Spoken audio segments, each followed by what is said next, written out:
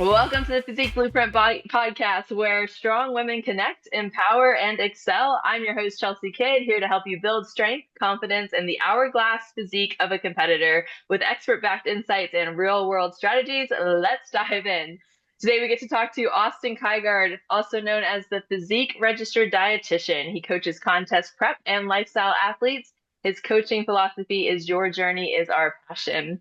In addition to holding a degree in nutritional science and dietetics, Austin has also worked closely with the industry leaders such as Joe Klemczewski, and he uses his background as a registered dietitian to help athletes of all levels amplify their potential both on and off the stage.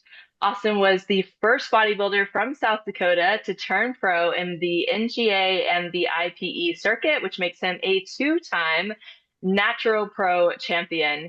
He also serves as a judge for the OCB, NGA, INBA, PNBA, and Austin is recently relocated to Indiana, where he lives with his wife Taylor and their pup Koa. Hey, Austin. Hey, thank you guys for having me.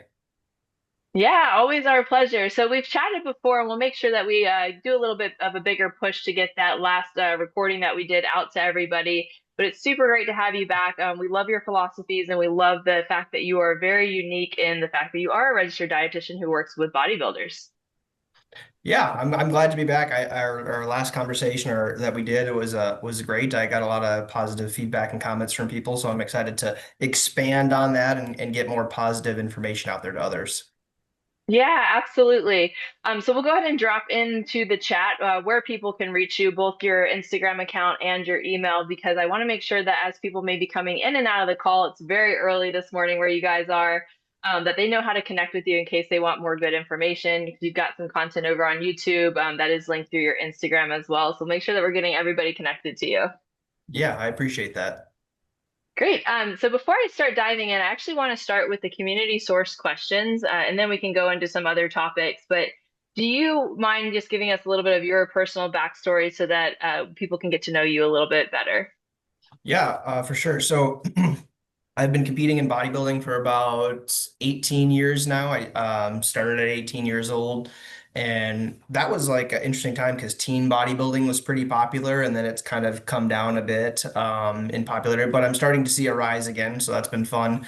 And through the years of competing, I was just fortunate enough to travel to different shows and meet different people, and that's how I got connected with Joe or Dr. Joe, some people might know. And for those that don't know him, he's kind of the founder of flexible dieting.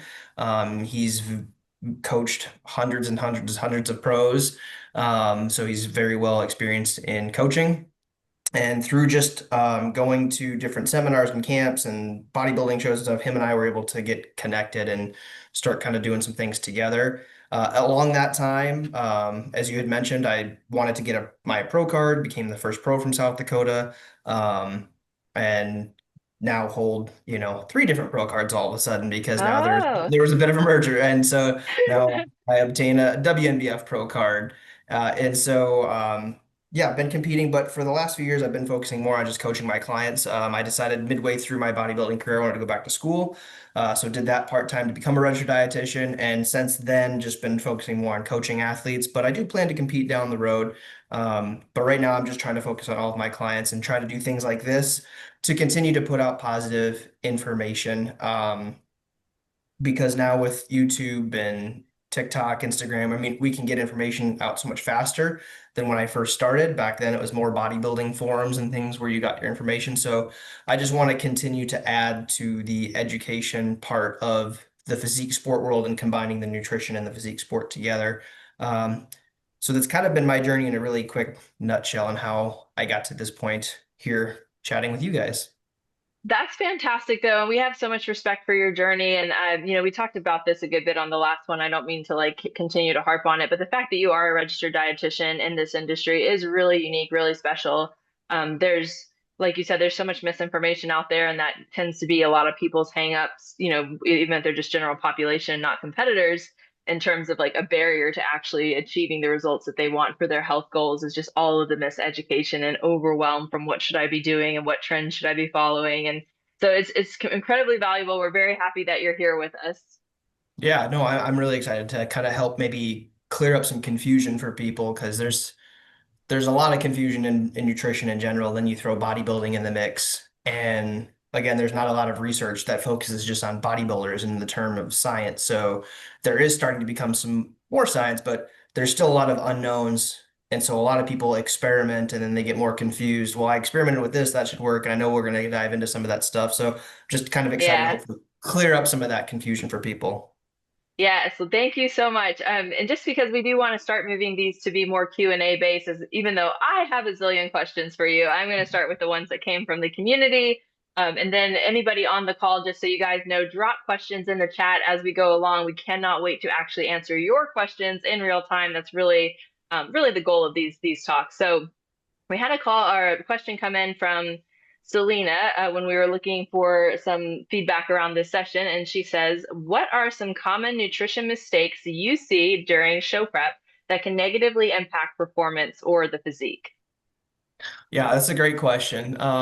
In terms of performance, having a lot of like high sugary foods can cause some issues. And the reason I say that is if people just consume an overabundance of like sugary foods or like highly processed foods, like let's say their calories are high in the early parts of prep, they start utilizing a lot of protein bars and candy and stuff like that to kind of be quick access to get to their workouts. It's not necessarily a bad thing, but it can cause a lot of GI disruption. So that doesn't make for a very good lift or performance. So just kind of having that, old saying of just having the more balanced meals around your workouts. Poor sleep quality is something I see pretty often during prep, which when we get closer to the stage, as we get leaner, that, disrupted sleep quality can be a thing, unfortunately. However, like just poor sleep management throughout the entire prep, I see that can be a big common mistake where when people are really struggling, they're like, my calories are getting low. I'm really struggling to lose weight. Well, they're sleeping 5, 6 hours because they're staying up late, or, some of that is tough because of lifestyle schedule that they have. But if people can prioritize sleeps and naps, that's one that can really, really improve performance, especially when we get really, really close to the stage and being leaner. We need rest and we need recovery. And I think there's a misconception in some areas of bodybuilding world where like I need to do more, I need to do more, I need to do more. It's like, well, you've done a lot of the work at this point. You also need to recover, which I understand as a competitor, you don't want to feel like you're leaving a stone unturned, but you need to recover. Yeah, So in terms of nutrition, just relying too much on processed foods, and I'm not demonizing processed foods. I want to clarify that, yeah, because processed foods can be very beneficial. Yogurt, whey protein, those are different types of processed foods that we can all utilize. I'm talking more of just the ultra highly sugared foods that we can maybe get away with a little bit in the off season, but if we rely on them too much, especially during prep, we can get some gut disturbance for some people that are just super sensitive, cramping, bloating, diarrhea. Poor sleep quality can also decrease that. I think one other thing I see with a lot of newer competitors, whether they're doing a meal plan or tracking, they get just to a specific amount of food and like or certain types of food, excuse me, and like I'm just going to eat the same thing every day. Some people can do that, some people cannot. And the reason I say that that can be an issue is because people that just eat that same thing, they start to develop a little bit of a poor relationship with food. So like mm, they're like following social media food pages, they're watching all the food networks is like I just want this so bad. Where if they were maybe yeah, to get a little creative with recipes to a certain extent and find a way to make things and kind of fit them in, they would tend to have a less chance of wanting to maybe binge eat post show or have such high food cravings. And that doesn't necessarily you know, it may not necessarily decrease performance, but it can decrease how we have a relationship with food, which eventually can lead to a spiraling effect of like binge eating disorder and just the post-show depression and things like that. yeah, So that's also just another thing I've seen kind of with the more like first and second year competitors where high food focus, just making sure that you're working on your relationship with food before you start a prep, number one, and then while you were on prep, and maybe not just always eating the same. So as you get close to poverty calories, closer show, you're probably going to eat a lot of the same foods that make you feel good, and that's yeah. fine. But just eating chicken and rice 6 times a day every day, there can be some areas of concern. from that as far as It's a good becoming. recipe for a backlash at the end of the season. I did want Yeah. to point out you did a really good post on your Instagram a while back about the dark side of bodybuilding. I think you kind of got into like the call it like the worst case scenario or what can happen on the back end of a show. So I highly recommend that everybody checks that out. I thought it was a really good I thought it was a really good way to just kind of capture that information and make sure that we're not scaring people away from the sport, which I don't think you ever come across that way, but just to kind of give them more knowledge. So to recap, the high sugars, ultra processed foods, like you said, tend to be a mistake, which makes sense. Like we're going for convenience when we're getting close to the stage. We're busy, we have a lot going on. Super repetitive foods and poor sleep, which I'm so glad that you talked about poor sleep because that is critical. If people got like one thing out of this group in terms of education, it would be like more is not more, like better is more, and we don't need to keep grinding and grinding to dust. We say that in every single talk, and I still hear people bring that up all the time. So as much as we harp on it, it's just a little bit in our DNA as competitors, I believe. Yeah, we all want to work hard. We don't want to feel like we're being lazy as a competitor. We don't want to feel like we're giving somebody else the edge, and I can respect that. I've been there, I've done that. But at the same time, when we get close to the stage, some of the people listening, they may have been familiar with the reverse dieting and testing out peak weeks, like mock peak weeks. Like those things are good tools to have during prep when you work hard and are ready early. And again, the reason I say that is because that's an opportunity to pull back and make sure that you're getting some rest, getting some more food, getting some good recovery so you can present the best physique on stage, or you at least have the opportunity to test out some things. I've had clients where we get really close to show and I'm like, we need to start pulling things back. We pull cardio back a little bit. We got to try to sleep a little bit more, or let's pull your steps back. Let's maybe do 5 days of lifting instead of 6. Like you're just not recovering properly. Like there are times that that has to happen.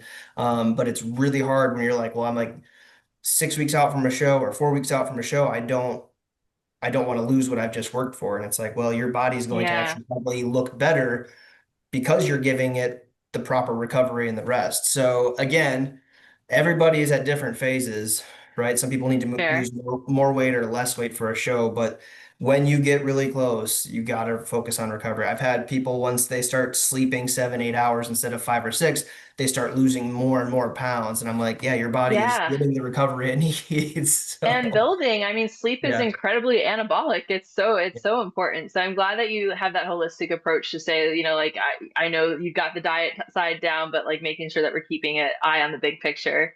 Yeah. Okay. Let's move into a question from Emily. And the keyword here is bloating, and we're gonna have more questions about this, but she asked, what are some good veggies that do not bloat you? Yeah, that's a great question. So one common thing, like a lot of people are sensitive to when it comes to veggies are like the cruciferous vegetables. So most commonly like your broccoli and your cauliflower. Uh, the other thing too is I don't think some people realize that like some people are just really sensitive to raw veggies in general. So even if it's like you're eating like raw spinach or your kale or whatever, you're just not cooking them. Some people just are super sensitive and they have a hard time breaking down those veggies and digesting them. So I've switched to trying to encourage all of my clients to make sure that they're prioritizing cooking their vegetables. Now Okay. we have to cook them for, we don't want to overcook them because if you overcook vegetables, like let's say you leave them in a warmer for a long period of time, you start to leach out some of the nutrients. So you don't want to necessarily do that. But, just cooking them up a little bit, whether it's just cooking them for a few minutes in the frying pan or maybe in the microwave, that makes the digestion process easier for people. So it can just be, you might be sensitive to a cruciferous vegetable, or you might just need to be cooking your vegetables and just handling them a little bit better in terms of how we're prepping them. Does that make sense? So yeah, It even when does. it comes to I like peppers, some people just eat like raw peppers, like, but some people then all of a sudden get bloating and uncomfortable. But if you just cook that pepper and put it in the oven for a little bit, like you'll most likely be able to digest that better. Okay, so that's really good to know. So you mentioned the warmer, does roasting them help as well? Yeah, Does it have the same roasting can effect? be fine. Roasting can be fine. Yeah, it's just Okay. like we'll leave them in there for hours and things like that. That's where we start to lose a Yeah. little bit of nutrition. Like if it's starting to get like super mushy, then it might be in there a little bit too long. But yeah, like you could roast them and that would even be a little easier on the stomach than just buying like just raw fresh broccoli, which again, yes, you can eat that, but like for me, like I can't do that. Like my stomach will get tore up if I do that. I have to cook all of my vegetables. So carrots are one that's kind of up in the air for people. Some people can tolerate raw carrots, some people cannot, but you can cook up your carrots, and again, will break down a little bit easier and easier to digest on that stomach. Yeah. Okay, and do you recommend if somebody thinks that they're having challenges with that, just kind of track like, okay, I ate this day, I had bloating, how many hours afterwards should they expect it if it is triggered by the vegetables? Can you give us a little bit more guidance around that?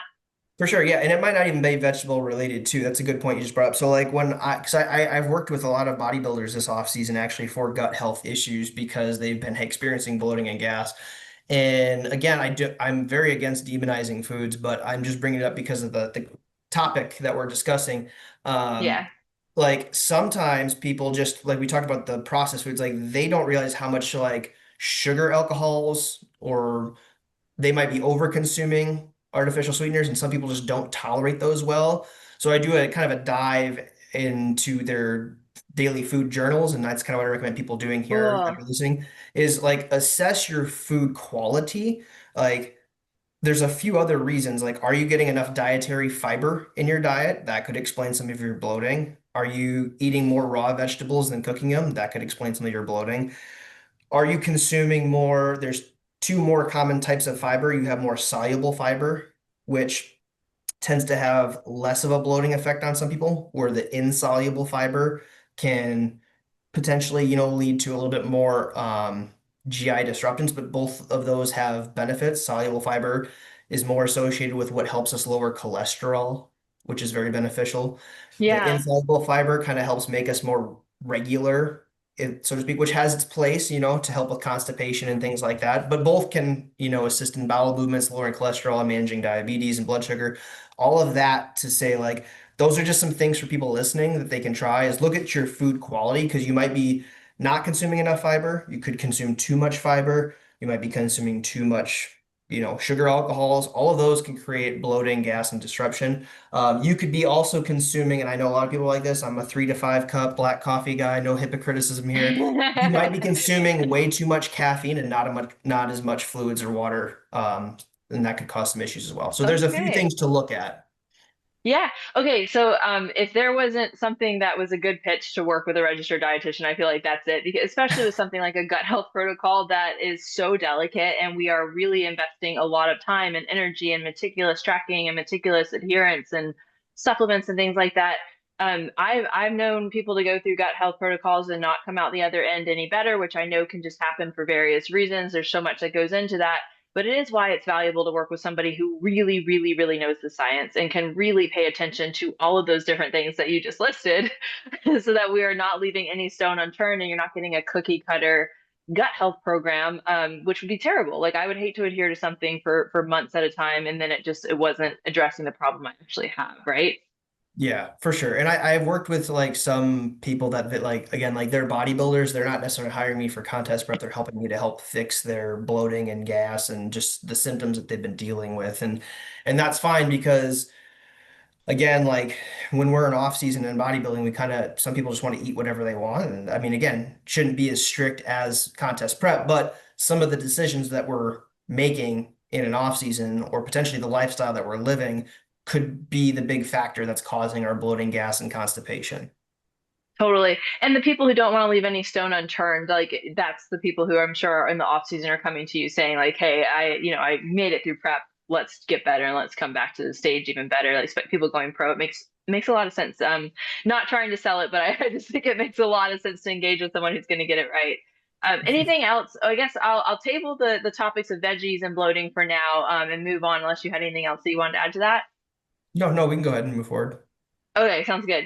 And we're keeping an eye on the chat for questions. And then we have Joanna who's asked, how do you feel about using diuretics? Which do you recommend? Any advice on holding water other than drinking more water? Does lemon help?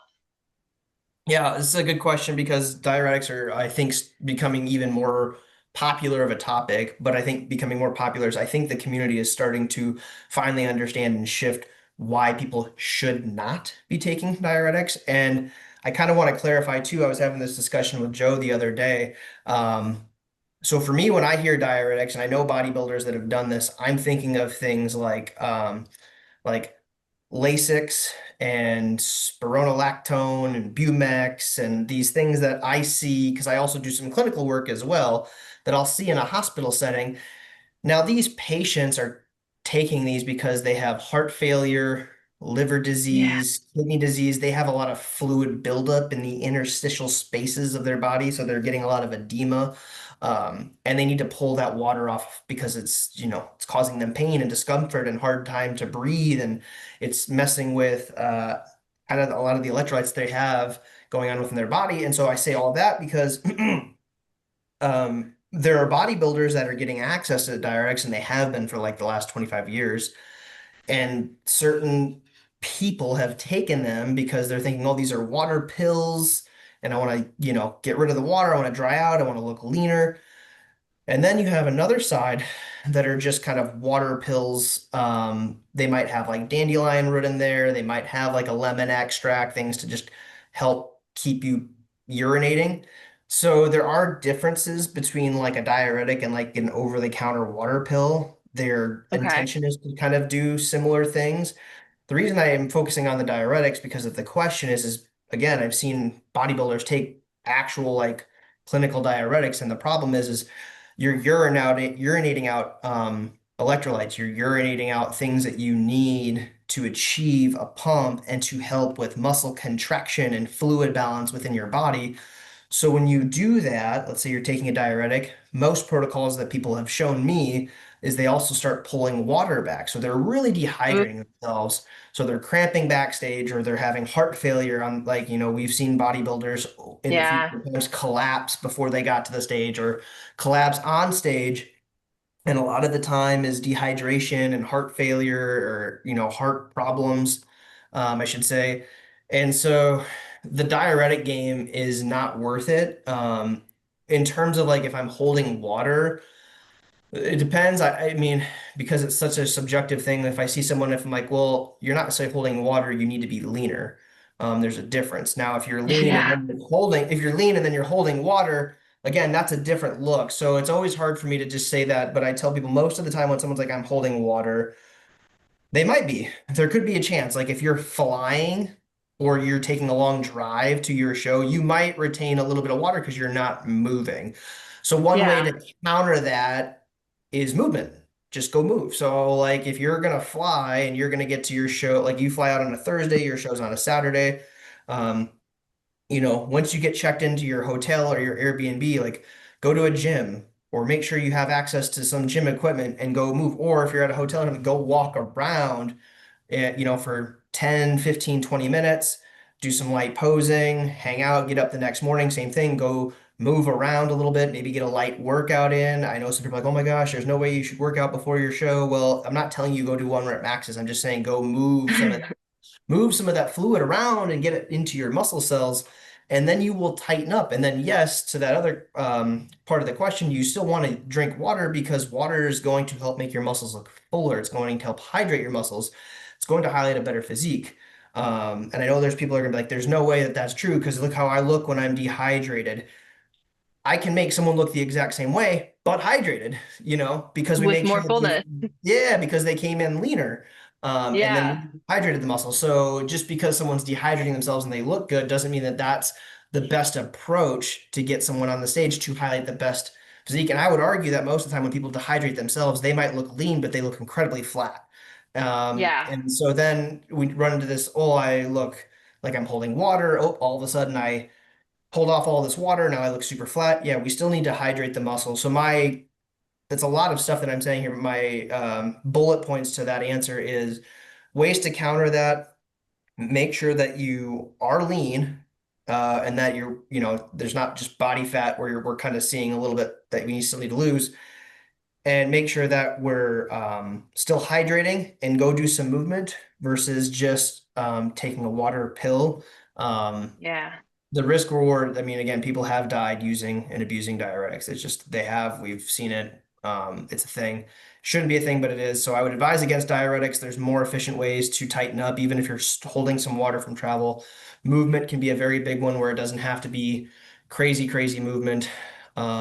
I've had people look soft 2 days before a show, and just because we got them to move a little bit and still drink water, they looked phenomenal and they won their pro card on Good. Sunday. So it can be Yeah, a that's so thing. good. Okay, and just to make sure I'm following on the different things, we have the diuretics. So we're talking about prescriptions. Spironolactone's the only one that I remember you saying, but I there's a list of diuretics there that, and I've heard the same thing about people getting their hands on those. And I do think when we hear about heart failure, it's typically something that came from that class. It's not someone who was drinking dandelion tea backstage and had heart Yeah. failure before they made it. And then we have on the other end of the spectrum the call it like lighter touch things, dandelion tea. To address the question here, is lemon a diuretic? Yeah, lemon and caffeine can be kind of like if someone's drinking coffee as well, like it's just going to help Yeah. urination basically. So like yeah, like those things are, I guess you could say, like a lighter version of trying to make people urinate, and pull water out of their body. But um again, so is making sure that we're drinking water so we can urinate, and just moving so we can shift the fluid from the interstitial space to get back into our cells. So Yeah. And I just want to make sure we cover it. So we have the high end with the prescription medications, the low end with the natural remedies. In between, there's the over-the-counter things like Expel and things like that. yeah. I don't know if that's still a thing, but would you say that that's in between maybe because it's like a higher compound of those lighter materials?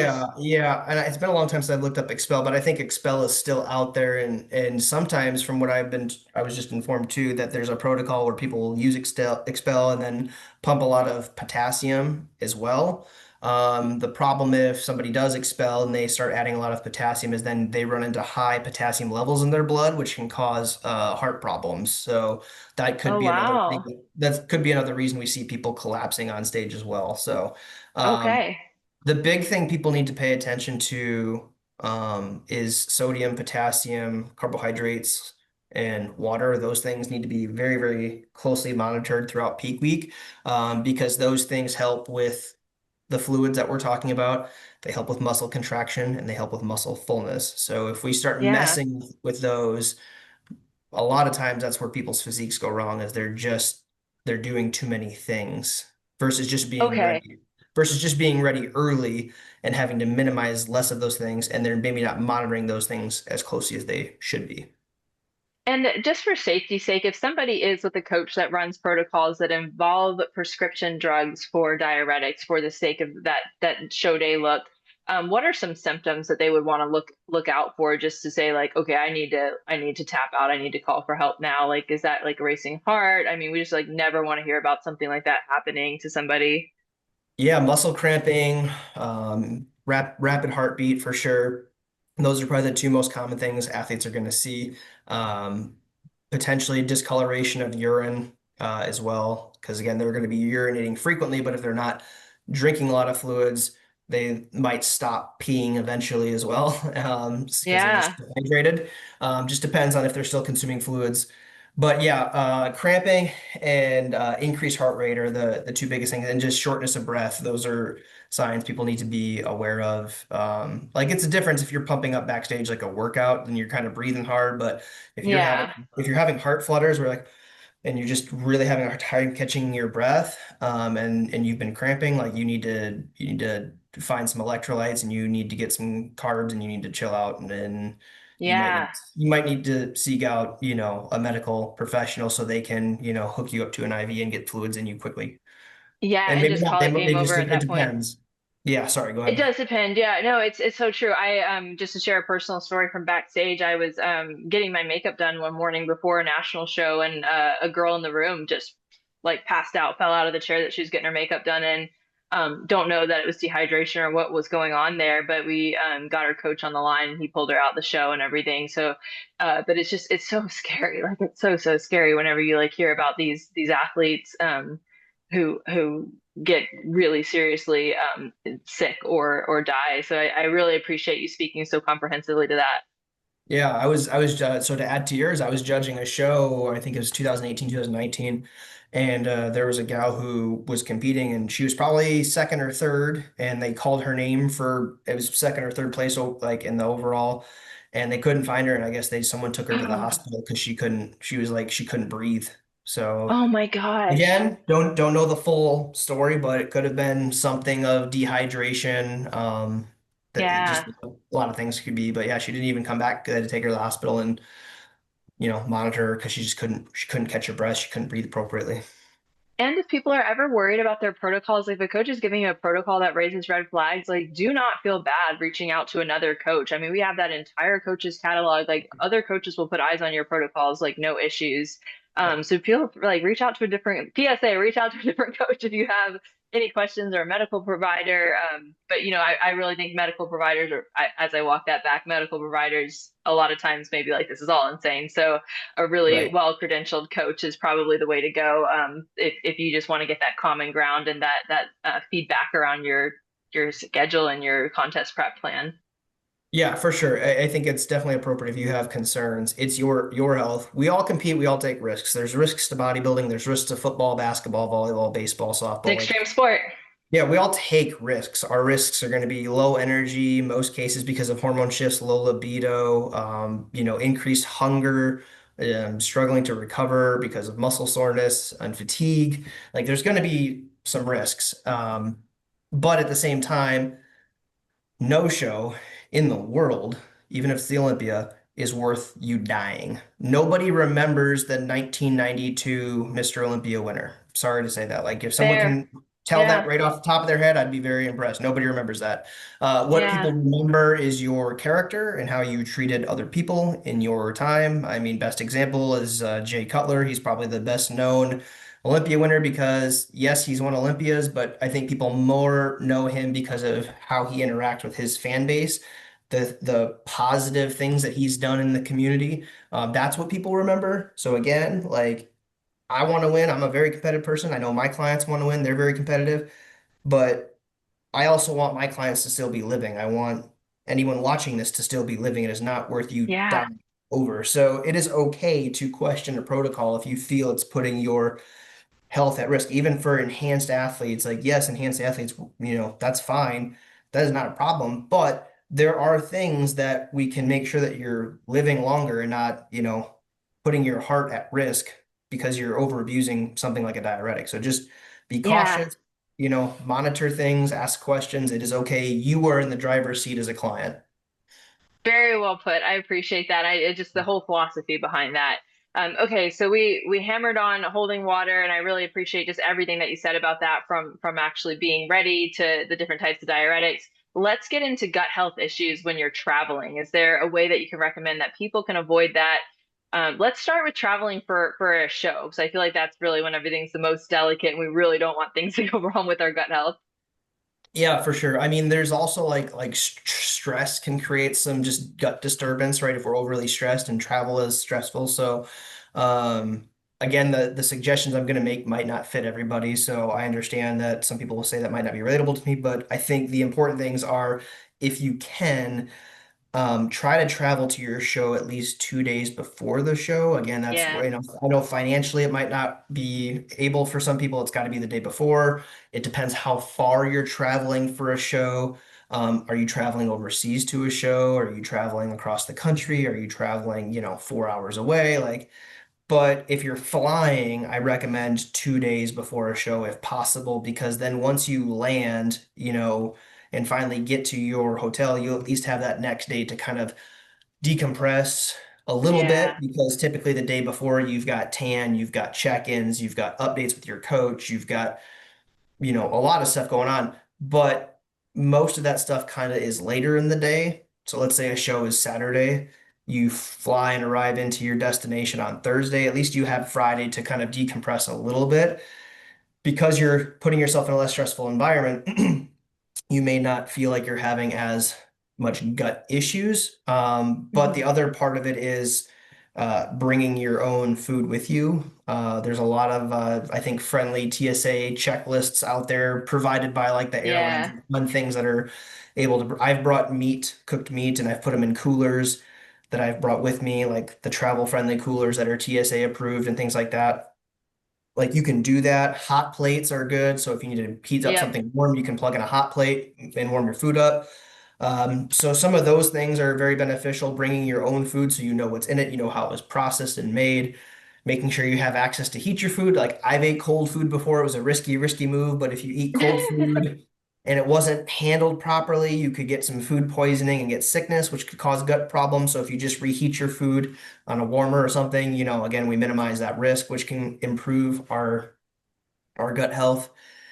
Um, and then trying to, again, not completely stray away from what you've been eating, meaning like if you haven't drank a lot of dairy, just because you're traveling to a show and you see some sort of like ready to go protein drink, I wouldn't recommend drinking that because your body's going to freak out and be like, what is this? And we just don't. So trying to just bring all of your own food, bring a hot plate, travel at least 2 days before your show, if possible. If you're driving and it's a short distance, you maybe don't need to do that.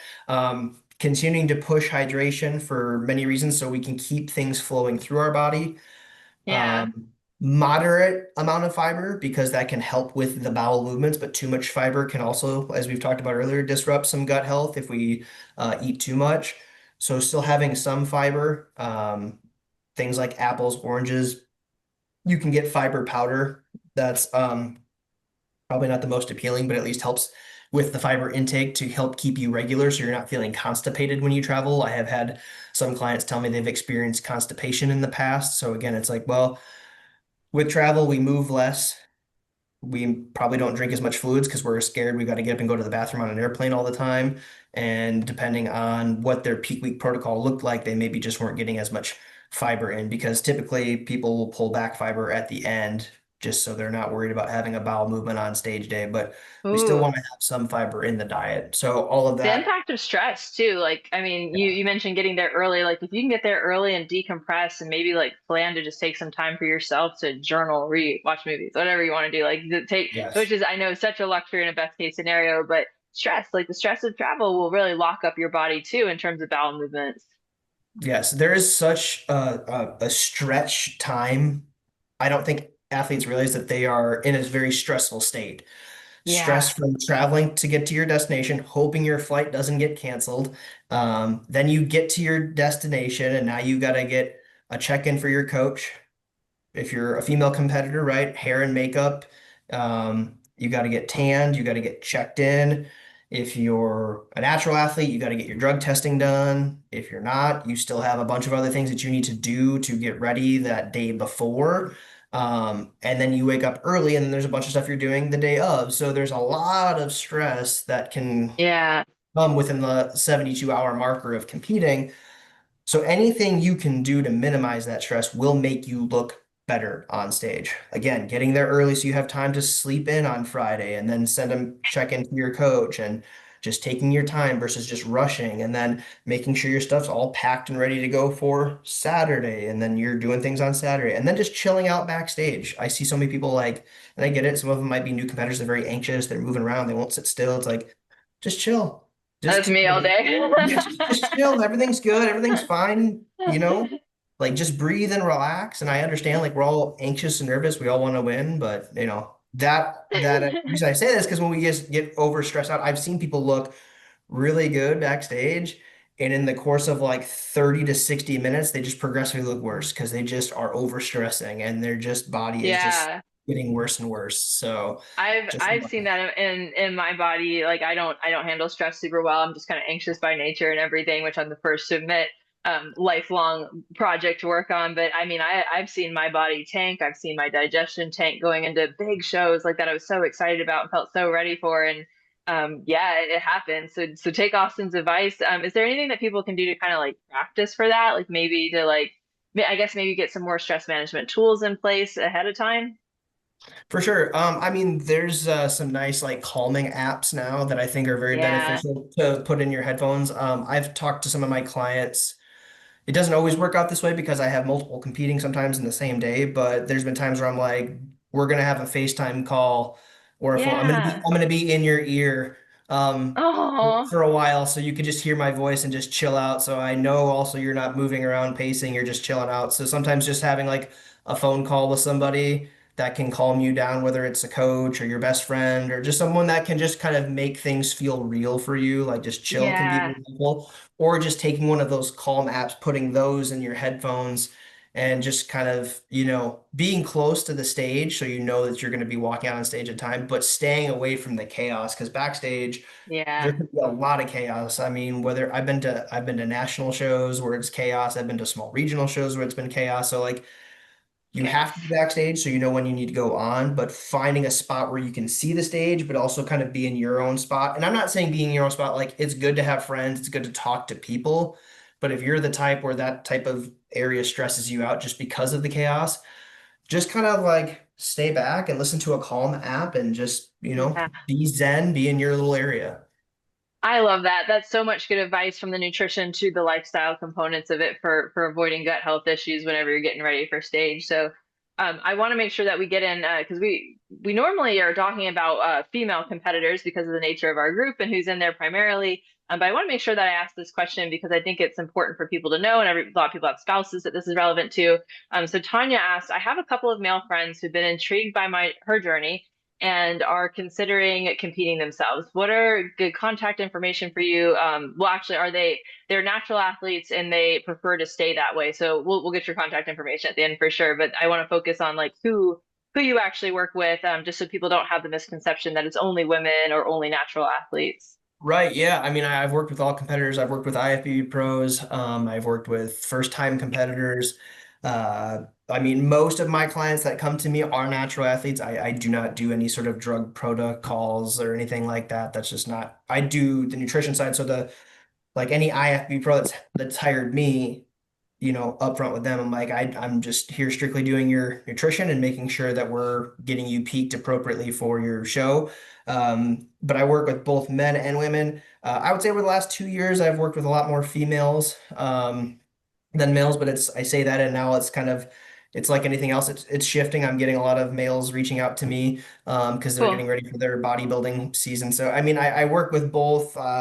Again, over the last few years, it's been mostly women. I think a lot of women come to me because they want to get in shape for the show, but they also are concerned about like gut health and just overall um, different things that the nutrition they want to know more of, if that makes sense. So I think Yeah. they hire me because of the coach, but because of the dietitian background.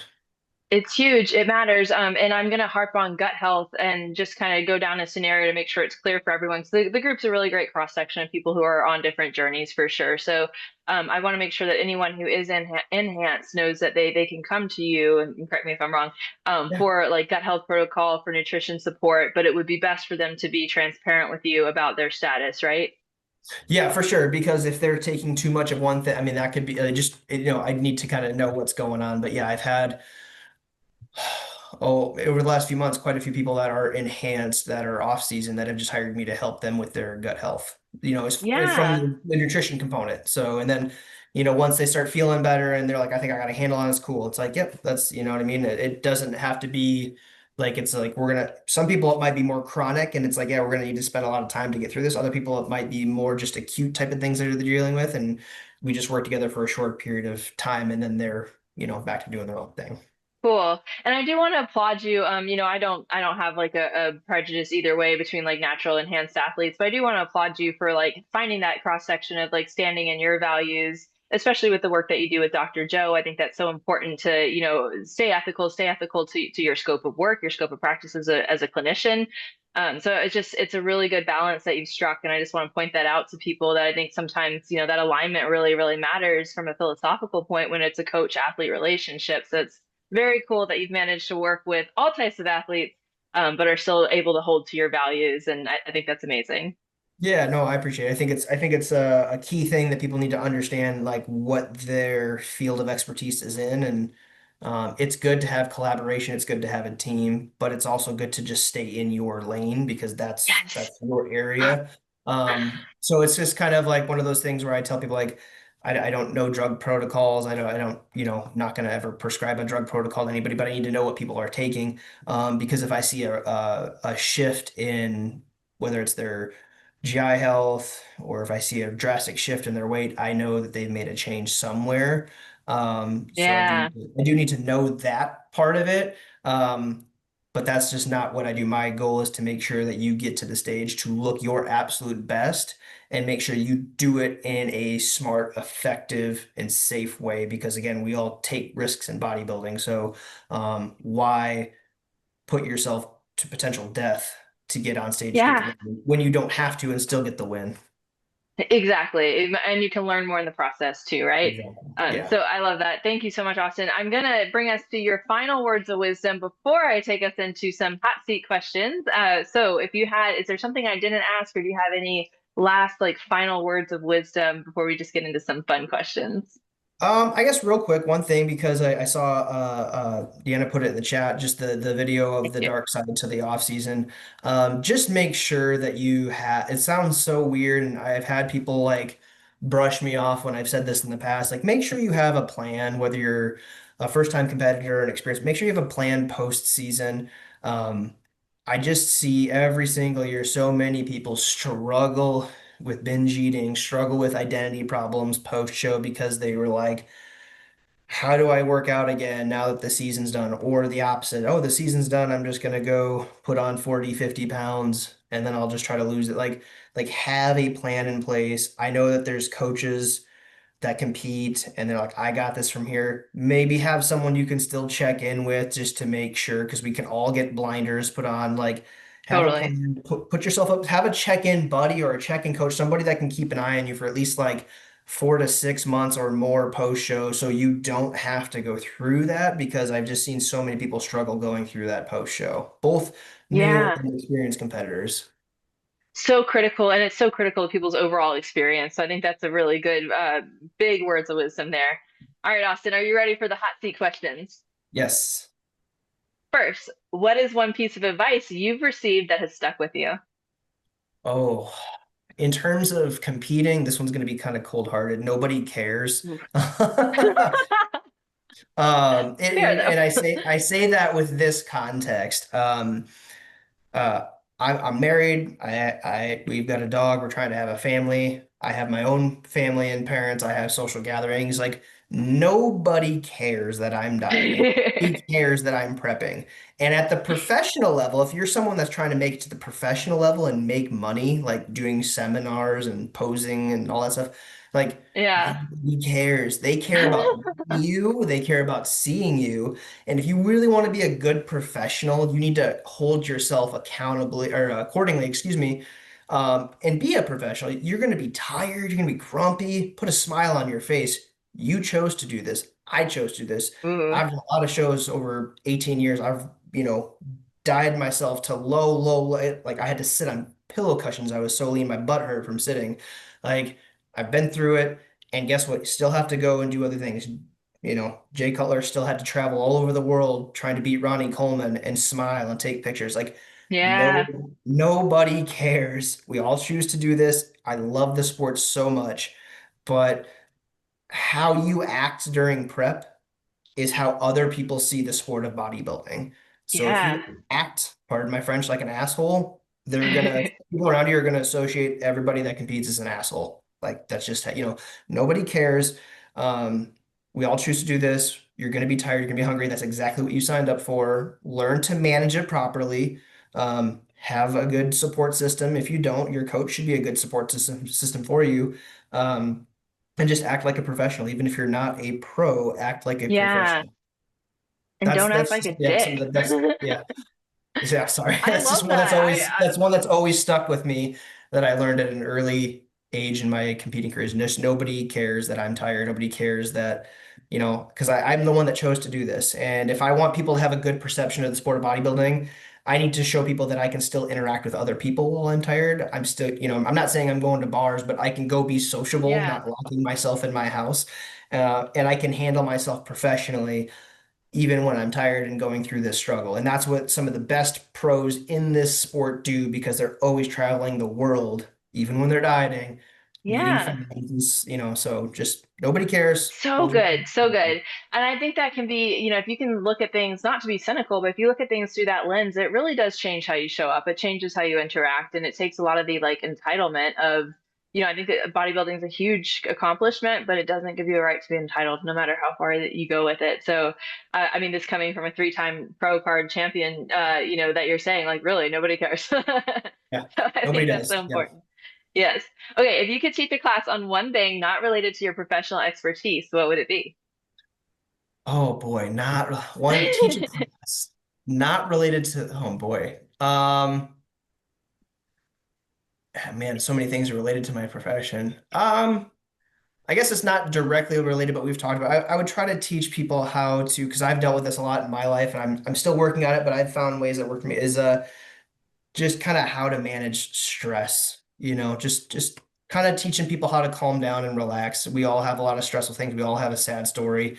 Um, but just trying, because I feel bad for people that are still going through it. You know what I mean? Um, and a lot of it is because they just don't have a good social support system. They don't have someone just to check in with them. You know what I mean? So just teaching a Yeah. class on how to find someone that's a good support person, how to find a way to just manage your stress and those types of things. Again, that can kind of be related to the profession, but it can also just be related to life. So Extremely valuable, though I absolutely love that. Okay, and then the last question is, what are your predictions for where bodybuilding, fitness, wellness industry will be in the next 5 years? it's going to be an interesting 5 years because the sport keeps getting so big. So I think one thing I hope, and I mean this positively because I think it would be better for everybody. I would like to see more in all circuits, whether it's NPC or natural, I would like to start to see more 2-day events, Okay. or even if it's a 1-day show, two time slot events where it's women going through 1 day or one time slot, and then men. Because if we look at it, there's so many more female categories right now than males. You know what I mean? You've got fit model now, you've got bikini, you've got wellness, you have physique, you have women's bodybuilding, you have women's figure. At the Yeah. pro level, you have women's fitness still. Yep. So, and we still see a lot of those divisions in natural bodybuilding. And a lot of shows I go to, it's very, the numbers in women's classes typically are higher because there's, more classes.